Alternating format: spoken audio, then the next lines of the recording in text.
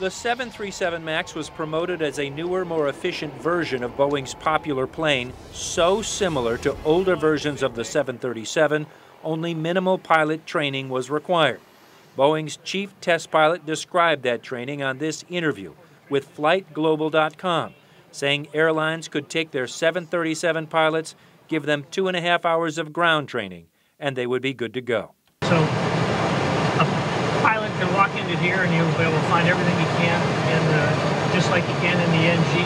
And it's down to roughly, the FAA approved this for 2.5 hours of computer-based training for the transition between the two aircraft. Boeing's promotional material of the 737 MAX also mentions the low cost of the rollout.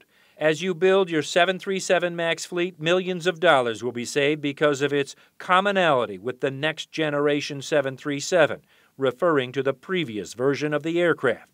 Pilots and industry unions have told CNN the training was all done, sometimes on an iPad. No instructors needed, no airtime for practice, not even time in a 737 MAX simulator. Captain Jason Goldberg of the Airline Pilots Association says his training amounted to a 56-minute online course. We received an online lesson, which is typical of our recurrent training or initial training that we get when we're transitioning to a new aircraft. U.S.-based pilots tell CNN, as bad as that sounds to the layperson, the limited training should have been enough for experienced 737 pilots to make the transition. That was until the Lion Air crash, and the aviation world learned Boeing had installed a new computer system on board and reportedly failed to tell anyone about it. We were very concerned that this information wasn't made available to us initially.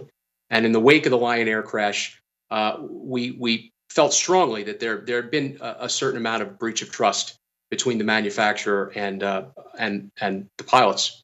It's called MCAS, a system designed to help prevent the plane from stalling in an ascent. It pushes the aircraft down.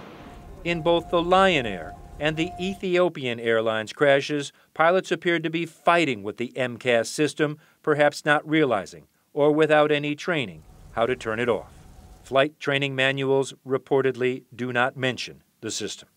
Boeing is telling CNN it stands by its testing and certification and training manuals for the 737 MAX airplane, including that MCAS system.